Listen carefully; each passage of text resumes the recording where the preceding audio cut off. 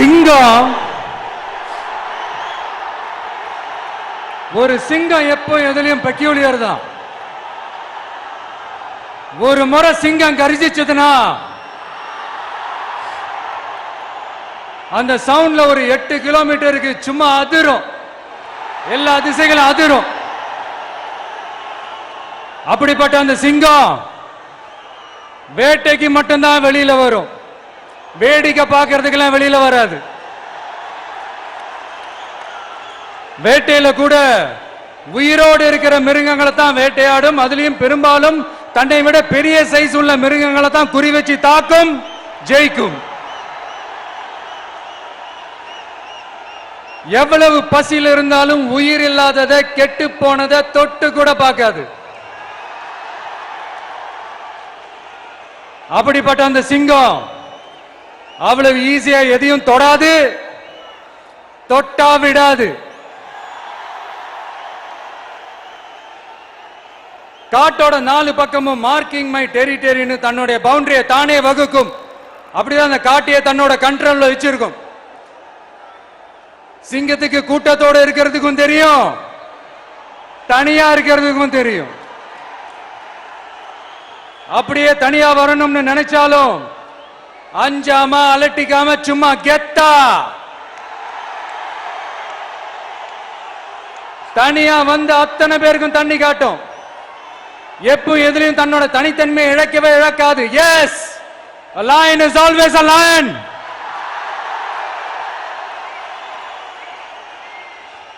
There are so many jackals and other animals in the forest, but there will be only one lion.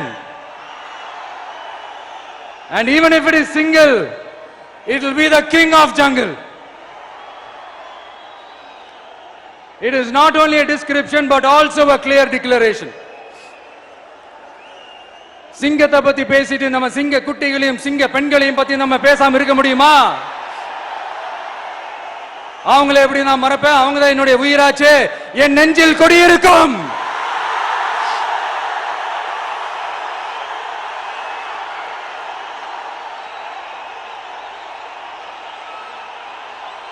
என்னுடைய தோழர்களுக்கும் தோழிகளுக்கும்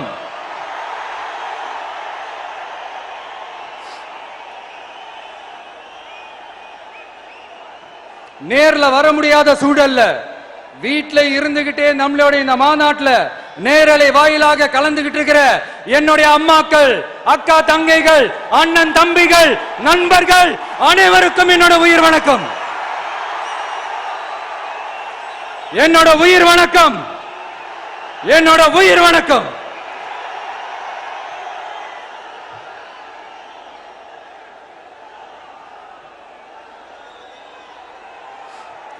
வீரம் விளையும் மாமதுரை மண்ணை வணங்குகிறேன். இந்த மதுரைனாலே உடனே ஞாபகத்துக்கு வருது சீறி பாஞ்சி துள்ளி குதிக்கிற யாருக்கும் அடங்காத காளைகள் விளையாடுற அலங்காநல்லூர் ஜல்லிக்கட்டு தான். நம்ம வைகை ஆறுதான் அழகர் ஆத்துல இறங்குற வைபவம். மதுரை மீனாட்சி அம்மன் இந்த மண்ணோட உண்மையான குணம், உணர்வு பூர்வமான மண் இது. அது மட்டும் இல்ல, இந்த மண்ணில் வாழ்ற மக்களும் அப்படித்தான் உணர்வு பூர்வமான ஆளுங்க. நான் இந்த மண்ணில் கால் எடுத்து வச்ச உடனே ஒரே ஒருத்தரை பத்தி தான் மனசுக்குள்ள ஓடிக்கிட்டே இருந்தது. அவர் யாருன்னு உங்களுக்கும் தெரிஞ்சிருக்கும்.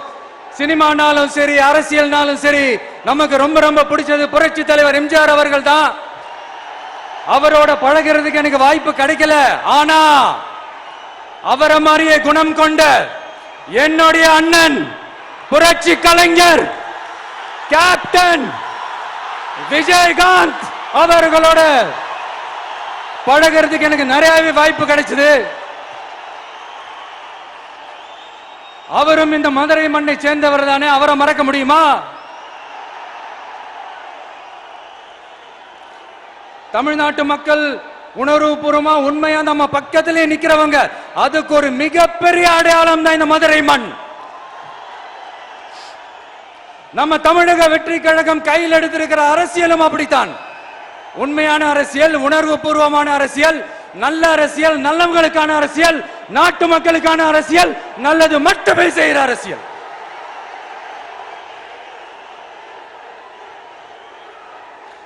இதோ நம்மளுடைய இந்த இரண்டாவது மாநில மாநாடு வாகை சூடும் வரலாறு திரும்புகிறது. அப்படி இந்த மாநாட்டுக்கு பேர் வச்சிருக்கிறோம். 1967 1977 நம்ம தமிழக அரசியல் ஒரு மிகப்பெரிய ஆட்சி அதிகார மாற்றங்கள் ஒண்ணு நடந்துச்சு இல்லையா?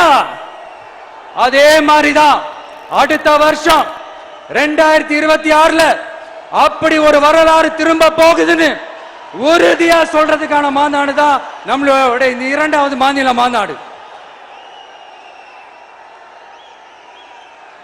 விக்கிரவாண்டி விசாலையில் நம்மளுடைய ஃபர்ஸ்ட் மாநாடு நடத்தணும், வெற்றி கொள்கை திருவிழா. அதுக்கப்புறமே நீங்க பார்த்திருப்பீங்க தமிழக அரசியல் அந்த தட்ப வெப்பத்தையே மாத்தினுச்சு. நமக்கு எதிராக எத்தனை குரல்கள்.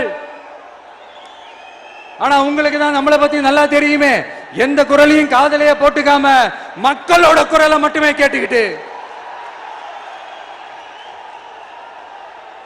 நமக்கு எதிராக வர அத்தனை கூக்குரல்களையும் சின்னதா ஒரு சிரிப்போடவே கடந்து வந்திருக்கிறோம். அது இல்லாம நம்ம மாநாட்டில் ஒலிக்கிற இந்த குரல் இந்த ஒற்றை தமிழ் மகனோட குரல் மட்டுமல்ல, ஒட்டுமொத்த தமிழ்நாட்டு மக்களுடைய குரல். தமிழ்நாட்டில் இருக்கிற ஒவ்வொரு வீட்டில இருந்தும் ஒலிக்கிற குரல், ஒட்டுமொத்த உலகெங்கும் வாழும் ஒவ்வொரு தமிழ் வீட்டிலிருந்தும் எழும் குரல்.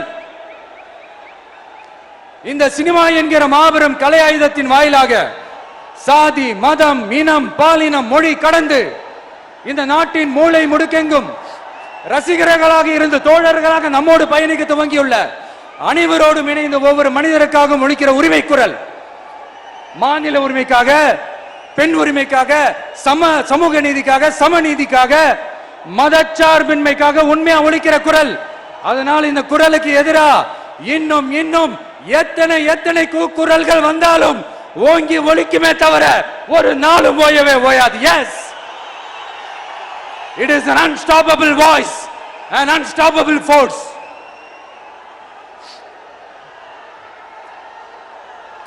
நம்ம அரசியலுக்கு வர்றதுக்கு முன்னாடி அட இவரெல்லாம் வர மாட்டாரியா, அவரே வரல, இவரே வரல, இவருங்க வர போறாரு அப்படின்ட்டு நிறைய பேர் ஜோஷியம் சொன்னாங்க. அப்புறம் நம்ம கட்சியினுடைய பேர் அறிவிச்சதுக்கு அப்புறம் பேரு தானே அறிவிச்சிருக்கிறாரு, மக்கள் கிட்ட பேர் வாங்கணும்ல, அதெல்லாம் முடியாதுன்னாங்க. அப்புறம் ரொம்ப முக்கியமா மாநாடுலாம் எவ்வளவு பெரிய விஷயம், அதெல்லாம் இவர் ஒத்தால எப்படி பண்ண முடியும், சும்மா பக்கத்துல புசியானதை வச்சுக்கிட்டு மாநாடுல எப்படி நடத்தி காட்ட முடியும், அதெல்லாம் அவங்களால முடியாது. அப்புறம் மழை பெஞ்சு எல்லாத்தையும் கெடுத்துரும். ஏன் என் கூட இருக்கிறவங்களே கூட தான் சொன்னாங்க. அதுக்கப்புறம் என்ன நடந்துச்சுன்னு உங்க எல்லாருக்குமே தெரியும். இப்ப புதுசா ஒண்ணு சொல்ல ஆரம்பிச்சிருக்கிறாங்க. அது என்னடானா, ஆட்சியை பிடிக்கிறதெல்லாம் அவ்வளவு ஈஸி இல்லை இல்லையா. இப்ப அதெல்லாம் விட்டாங்க, இப்ப இங்க வந்துட்டாங்க. இவர் நேரா ஷூட்டிங்ல இருந்து வருவாராம், வந்து ஆட்சியை பிடிப்பாராம். அது எப்படி இவராலே முடியும், அவராலே முடியல, இவராலே முடியல, அவருக்கு அத்தனை வருஷம் ஆச்சு, இவராலே எப்படி முடியும் ஒரு பக்கம். இன்னொரு பக்கம் கூட்டம்லாம் ஓகே தான், அது எப்படி ஓட்டா மாறும் அப்படின்றது இன்னொரு பக்கம். இப்படி கதை, திரைக்கதை, வசனம், இயக்கம், பாடல்கள்,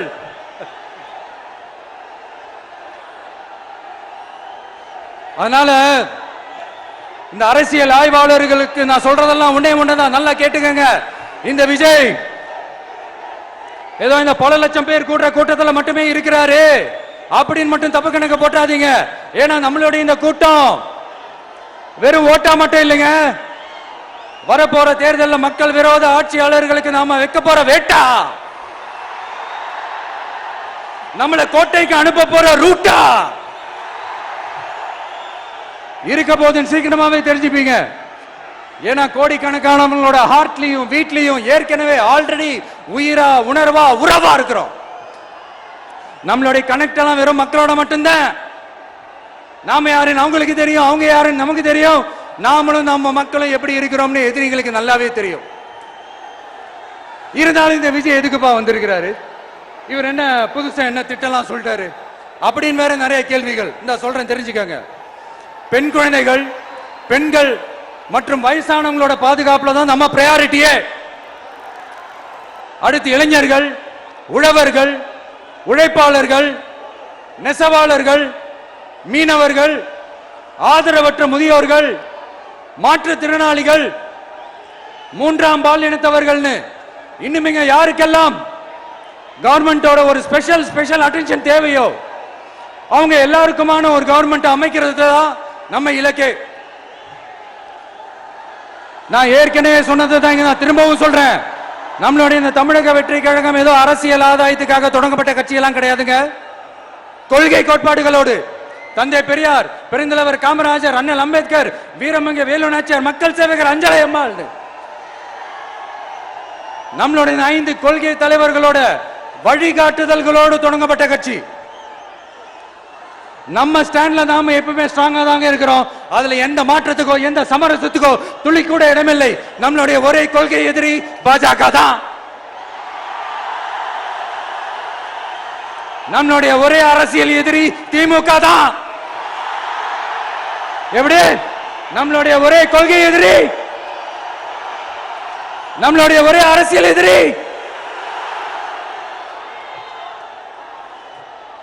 ஏதோ அண்டர் கிரவுண்ட் ஆதாயத்துக்காக டீல் போட்டுக்கிட்டு டீல் பேசிக்கிட்டு இந்த அலையன்ஸ் வச்சுக்கிட்டு இந்த ஊரை ஏமாத்துற கட்சி எல்லாம் நம்ம டிவிக்கே கிடையாதுங்க. யாருக்காகவும் எதுக்காகவும் எந்த பயமும் கிடையாது. மாபெரும் பெண்கள் சக்தி நம்மளோட இருக்கிறாங்க, மாபெரும் இளைஞர்கள் சக்தி நம்மளோட இருக்கிறாங்க, ஒட்டுமொத்த தமிழ்நாட்டு மக்களுடைய சக்தி நம்மளோட நிக்கிறாங்க. அப்படி இருக்கும்போது இந்தியாவில் இருக்கிற எல்லா ஸ்டேட்லயும் வாழ்ற நம்ம தமிழ் நெஞ்சங்கள் மட்டும் இல்ல, உலகம் பூரா 100க்கும் மேலான நாடுகள்ல வாழ்ற நம்ம தாய் தமிழ் உறவுகள் எல்லாருமே என்ன விஜய் தளபதி விஜய் இல்லனா விஜய் தளபதி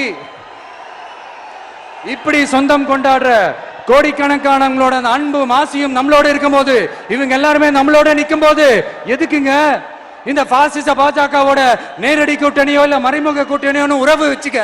நாம என்ன உலகமாக ஊழல் கட்சி? என்ன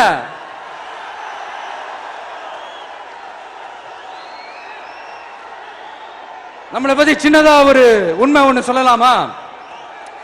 என்னடா இவர் வாயால இப்படி சொல்றாருன்ட்டு யாரும் தவறா நினைச்சுக்க வேணாம். ஏன்னா இது ஒரு விதத்துல ஒரு ஃபேக்டும் கூட. அதனாலதான் நான் சொல்லணும்னு ஆசைப்படுறேன். நம்ம யார் தெரியும்ல? நாம எல்லாருமே சொல்றேன். நாம யார் தெரியும்ல? இந்தியாவின் மாபெரும் மக்கள் சக்தி கொண்ட ஒரு மகத்தான வெகுஜன மக்கள் படை.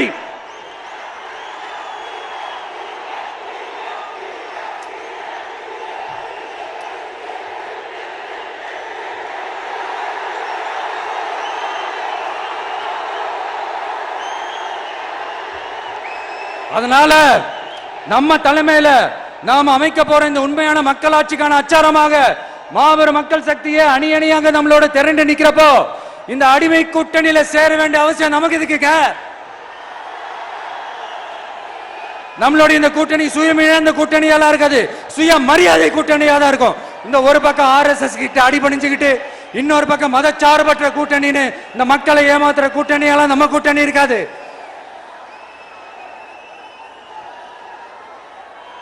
நான் இப்பவும் சொல்றேன், நம்மளை நம்பி வர்றவங்களுக்கு ஆட்சியிலும் அதிகாரத்திலும் உறுதியாக பங்களிப்பு செய்யப்படும். உடனே இந்த கேள்விகள்லாம் வரும். அப்ப யாரு கூட்டணி, யாரு வரா, யாரு போறா, இந்த கேள்விகள்லாம் வரும். இந்த கேள்விகளுக்கெல்லாம் ஒரே ஒரு பதில் தான், சஸ்பென்ஸ்ல சஞ்சாரம் செய்யுங்க. ஆனா ஒண்ணு, 2026ல 2 பேருக்கு நடுவுல தான் போட்டியே. ஒன்னு டிவிகே, இன்னொன்னு டிஎம்கே.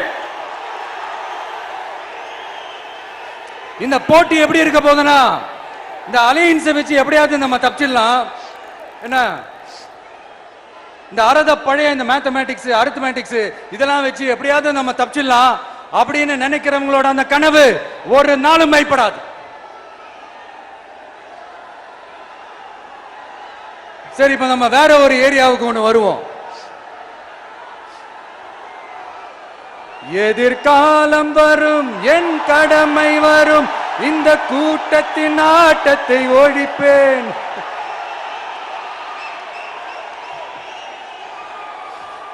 மக்கள் அரசியல் என்ற அந்த சவுக்க கையில் எடுக்கலாமா? யாருக்கு எதிரான தானே கேட்கிறீங்க? வேற யாரு? மறைமுக உறவுக்காரர்களான பாசிச பாஜகவும் பாய்சன் திமுகவும் தான். மாண்புமிகு பிரதமர் நரேந்திர மோடிஜி அவர்களே,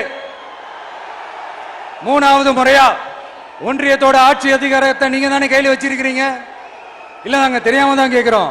நீங்க ஆட்சிக்கு வந்தது ஒட்டுமொத்த மக்களுக்கும் நல்லது செய்யவா, இல்ல நம்மளுடைய இந்த இஸ்லாமிய நண்பர்களுக்கும் இஸ்லாமிய தோழர்களுக்கும் எதிராக சதி செய்யவா?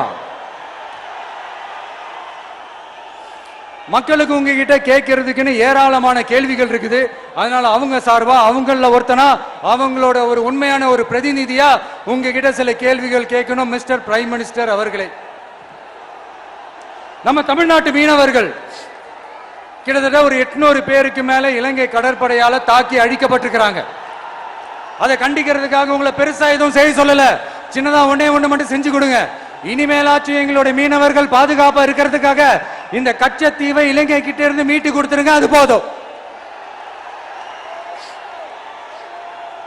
உங்களுடைய இந்த முரட்டு பிடிவாதத்தால நீங்க நடத்துற இந்த நீட்டு தேர்வு, அதனால இங்க என்னென்ன நடக்குதுன்னு சொல்றதுக்கே மனசு வலிக்குது. அதனால அந்த நீட்டு தேர்வு தேவையில்லைன்னு அறிவிச்சிருங்க, அது போதும். செய்வீர்களா திரு நரேந்திரபாய் தாமோதர் மோடிஜி அவர்களே? எங்களுக்கு என்னென்ன தேவையோ என்னென்ன நல்லதோ அதெல்லாம் செய்ய மாட்டேங்கிறீங்க. ஆனா ஆட்சி அதிகாரத்தை மட்டும் கையில வச்சுக்கிட்டு மக்களை ஏமாத்த நேரடியாக ஒரு பாசிச பாஜக அடிமை கூட்டணி ஒண்ணு. அடுத்து உங்களோட இந்த மைனாரிட்டி ஆட்சியை ஓட்டுறதுக்காக மறைமுகமாக RSS அடிமை குடும்பம்னு இன்னொரு கூட்டணி. இப்படி மக்கள் சக்தியே இல்லாத இந்த ஊழல் கட்சிகளை மிரட்டி அடிபணிய வச்சு 2029 வரைக்கும் சொகுசு பயணம் போயிடலாம்னு திட்டம் தீட்டி வச்சிருக்கிறீங்க. அதானே ஜி? என்ன ஜி? ஒண்ணு மட்டும் சொல்றேன், தெரிஞ்சுக்கங்க. என்னதான் நீங்க இந்த நேரடி மறைமுக கூட்டணி குட்டிகரணம் போட்டாலும் தாமரை இலையில தண்ணியே ஒட்டாது. தமிழக மக்கள் மட்டும் எப்படி ஒட்டுவாங்க?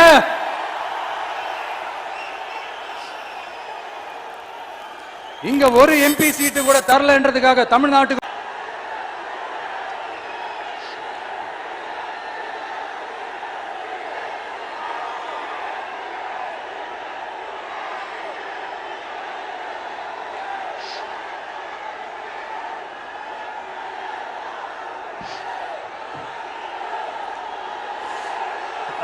ஆனா இப்போ அவர் ஆரம்பிச்ச அந்த கட்சியை, எம்ஜிஆர் அவர்கள் ஆரம்பிச்ச அந்த கட்சியை கட்டி காக்கிறது யாரு? இன்னைக்கு அந்த கட்சி எப்படி இருக்குது அத நான் சொல்லிதான் உங்களுக்கு தெரியணுமா? அப்பாவி தொண்டர்கள் அதை வெளியில சொல்ல முடியாம வேதனையில தவிக்கிறாங்க. 2026 சட்டமன்ற தேர்தலில் யாருக்கு ஓட்டு போடணும், எப்படிப்பட்ட ஆட்சி இங்க அமையணும்னு அந்த அப்பழுக்கற்ற அந்த தொண்டர்களுக்கும் ரொம்ப நல்லாவே தெரியும். அதனால என்ன வேஷம் போட்டுக்கிட்டு பாஜக இங்க தமிழ்நாட்டுக்குள்ள வந்தாலும் அவங்க வித்தை எல்லாம் இங்க வேலைக்கே ஆகாது. இப்படி பொருந்தா கூட்டணியா இந்த பாஜக கூட்டணி இருக்கிறதுனால இப்ப ஆட்சியில இருக்கிற இந்த வெற்றி விளம்பர மாடல் திமுக என்ன செய்துன்னு தெரியும்ல? பாஜகவோட உள்ளுக்குள்ள ஒரு உறவை ஒண்ணு வச்சுக்கிட்டு வெளியில எதிர்க்கிற மாதிரி ஒரு டிராமா ஒண்ணு பண்ணிக்கிட்டு, எதிர்கட்சியா இருந்தா போங்க மோடின்னு பலூன் விடுறது, ஆளுங்கட்சியா இருந்தா வாங்க மோடின்னு கொடை பிடிச்சுக்கிட்டு கும்பிடு போடுறது. இது மட்டுமா? ஒரு ரைடுன்னு ஒண்ணு வந்துட்டா போதும், இது வரைக்கும் போகவே போகாத ஒரு மீட்டிங், அதை காரணம் காட்டி டெல்லிக்கு போறது, அங்க ஒரு சீக்ரெட் மீட்டிங் நடத்துறது. நல்லா நோட் பண்ணணும் மக்களே, அந்த மீட்டிங் அப்புறம் இந்த இஷ்யூ அப்படியே காணாம போயிருக்குமே. அதேதான் Stalin uncle, what uncle is very wrong uncle.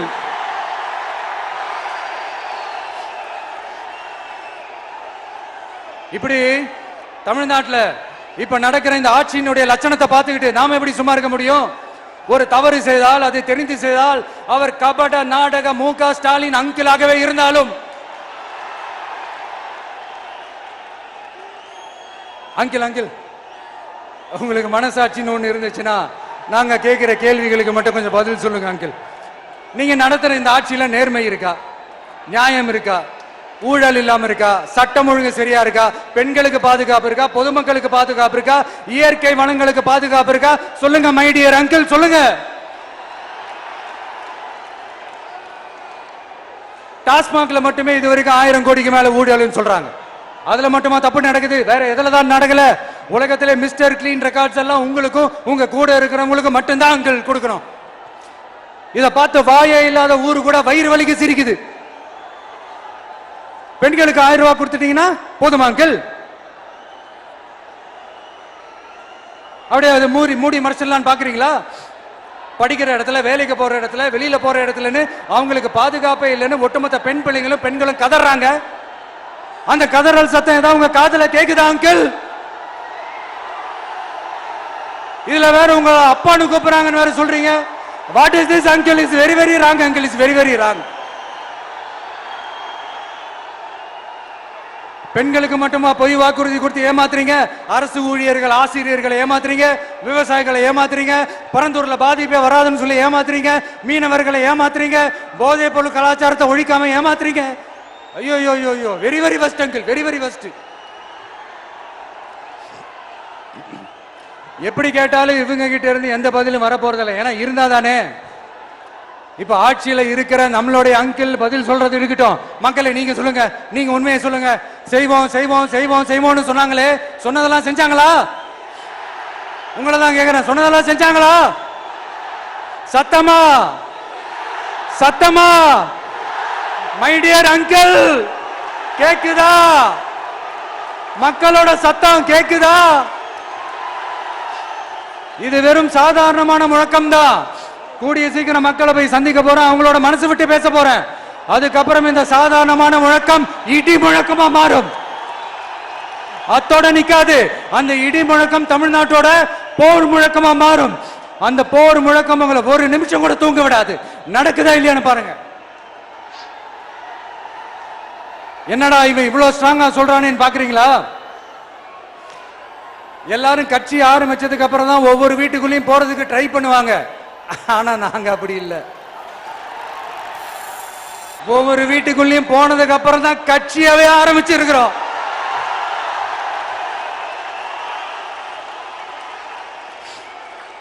அதனால ஒட்டுமொத்தமா எல்லாருமா சேர்ந்து இந்த திமுக ஆட்சிய, கபட நாடக திமுக ஆட்சிய 2026 தேர்தலில் வீட்டுக்கு அனுப்புறோம்.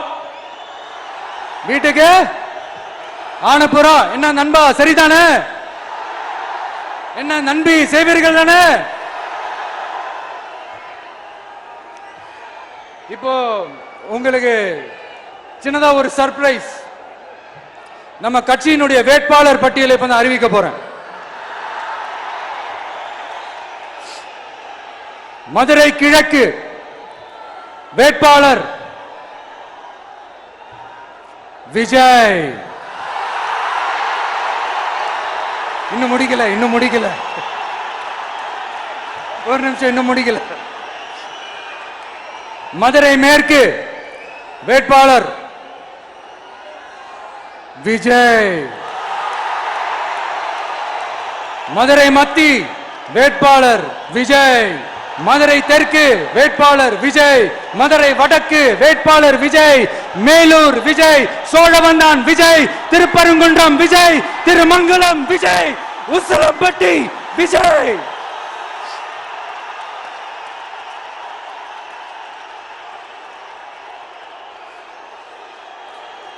என்னடா எல்லா தொகுதியிலும் ஒரே வேட்பாளர்னு பாக்குறீங்களா? 234 தொகுதியிலும் இந்த விஜய் தான். அதாவது உங்க விஜய் தான் உங்க சின்னம். இன்னும் சிம்பிளா சொல்லணும்னா, உங்க வீட்டில் இருக்கிற ஒருத்தர் தான் வேட்பாளரா நிக்க போறாங்க. அந்த வேட்பாளரும் நானும் வேறு வேறு இல்லை.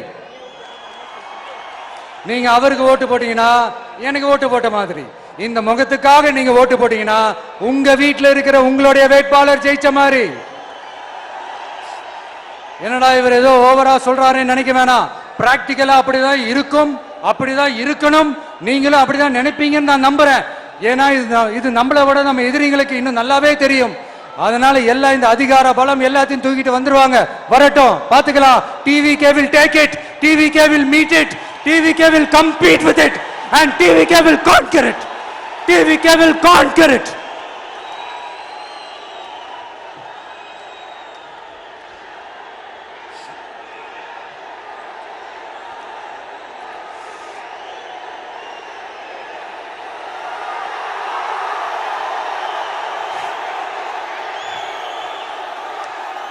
இந்த நேரத்துல நம்ம மனசுல இருக்கிறத மக்கள் கிட்ட சொல்லி ஆகணும். தூத்துக்குடி ஸ்னோலினோட அம்மா என்ன அவங்களோட தம்பி, இன்னும் அவங்க பொண்ணுக்கு நான் தாய் மாமன்னு சொன்னாங்க.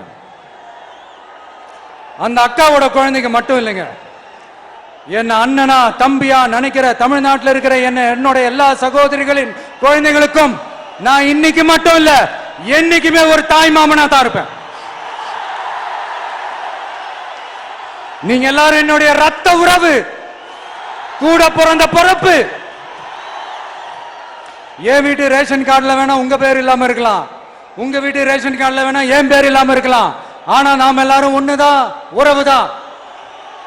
நமக்கு இடையே எந்த அரசியலும் உள்ள நுழையவே முடியாது. என்கிட்ட இருந்து உங்களையும் உங்ககிட்ட இருந்து என்னையும் எந்த சக்தியாலும் பிரிக்கவே முடியாது.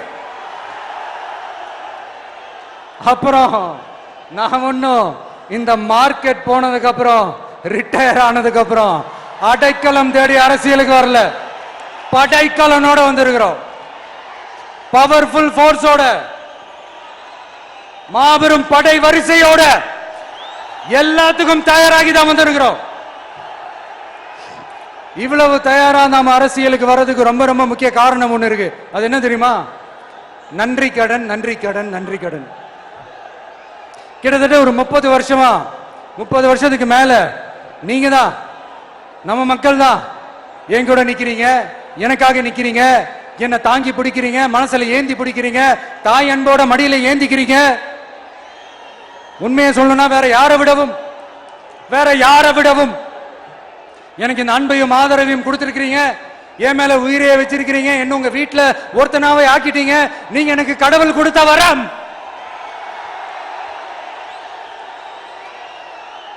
உலகம் பூரா நமக்காக நம்ம கூட நிக்கிற நம்ம மக்களை நான் எப்படி மறப்பேன்? நான் என் லைஃப்ல ரொம்ப உயிரா நினைக்கிறது பெண்களை, குழந்தைகளை, இளைஞர்களை, உழைக்கிற மக்களை தான். இவங்க தான் நம்மளோட வகைரா. இத பார்த்துதான் நம்மளோட எதிரிகளுக்கு பத்தி எரியுது. அதுக்காக நாம என்ன செய்ய முடியும்? அதனால நம்ம உறவுகளை, சொந்தத்தை, வகைராவை யாருக்காகவும் எதுக்காகவும் விட்டு கொடுக்க முடியாது இல்லையா?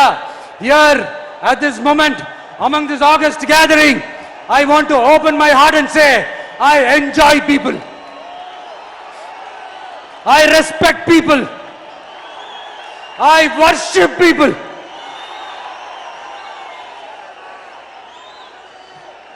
சரிப்பா, இவ்வளவு செஞ்ச நம்ம மக்களுக்கு நன்றி கடனா உன்னால முழுமையா செலுத்த முடியுமான்னு கேட்டா சத்தியமா சொல்றேன், என்னால முடியாதுதான். இன்னும் எத்தனை ஜென்மம் எடுத்தாலும் அந்த நன்றி கடனை என்னால தீர்க்கவே முடியாது. அப்புறம் என்ன மானாவு கடா நீ வந்திருக்க அதானே கேக்குறீங்க? மைண்ட் வாய்ஸ் கேட்ட மாதிரி இருந்தது. வாழ்நாள் முழுக்க நம்ம மக்களுக்காக ஆதரவா துணையா நிக்கிறத தவிர, அவங்களுக்காக உழைக்கிறத தவிர எனக்கு வேற எந்த எண்ணமும் இல்ல. எனக்கு இப்ப வேற வேலையும் இல்லை. இனிமே எனக்கு இதுதான் என் வேலையே, என் கடன். இனி என் மக்களுக்கு பணி செய்து கிடப்பதே. இப்படியா ஹார்ட் டு ஹார்ட் யதார்த்தமா பேசிய பழகிட்டோம். இதுக்கு மேலேயும் எனக்கும் மக்களுக்கும் இடையே இருக்கிற அந்த உறவை பத்தி நான் பேச ஆரம்பிச்சேன்னா ஒரு மாதிரி எமோஷனல் ஆயிடுவேன். அப்புறம் அதை கண்ட்ரோல் பண்றது ரொம்ப கஷ்டம். அதனால என்ன மனசார நேசிக்கிற நம்ம மக்களுக்கு ஒன்னே ஒண்ணு சொல்றேன், இந்த விஜய் உங்க விஜய், உங்களுக்கான விஜய், உங்களுக்காக மட்டுமே இருக்கிற விஜய். உங்க கூட நிக்க, உங்களுக்காக நிக்க, உண்மையா நிக்க, உணர்வோட நிக்க, உறுதியா நிக்க, உங்க கூட பேச, உங்களுக்காக பேச, உண்மையா பேச, உணர்வோட பேச, உறுதியா பேச, உங்களுக்காக சேவை செய்ய உங்க விஜய் நான் வர.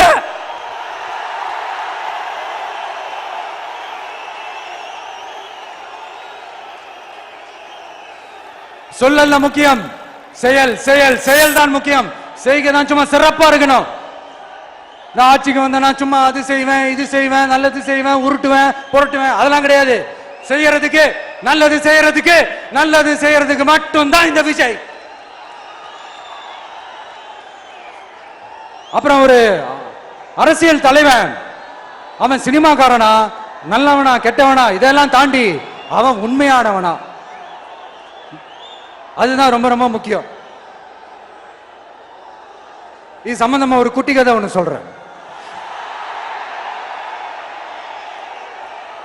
ஒரு நாட்டில் ஒரு ராஜா தனக்கு பக்கபலமா இருக்கிறதுக்காக கூட துணையா இருக்கிறதுக்காக ஒரு தளபதியை தேடுறாரு.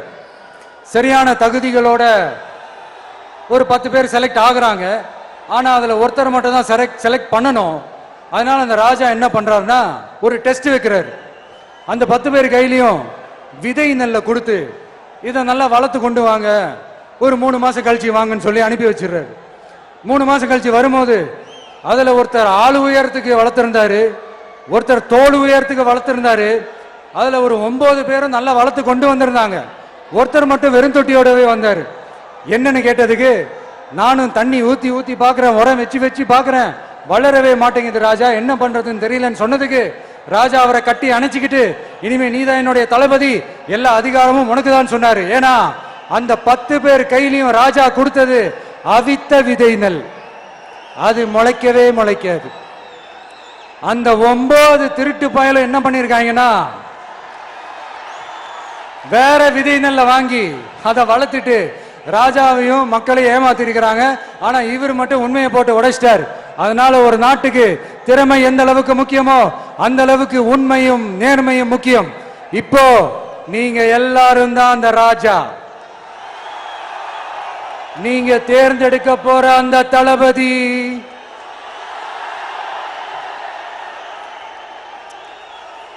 சும்மா சினிமாக்காரன் சினிமாக்காரன் சினிமாக்காரன். அம்பேத்கர் அவர்களை தோக்கடிச்சது சினிமாக்காரன் இல்ல, அரசியல்வாதி. காமராஜர் அவர்களை தோக்கடிச்சது இங்க விருதுநகர் பகுதியில் தோக்கடிச்சது சினிமாக்காரன் இல்ல, இன்னொரு அரசியல்வாதி. இன்னைக்கும் நம்ம கூட வாழ்ந்துட்டு இருக்கிற நல்ல கண்ணு ஐயாவை தோக்கடிச்சது சினிமாக்காரன் இல்ல, அரசியல்வாதி.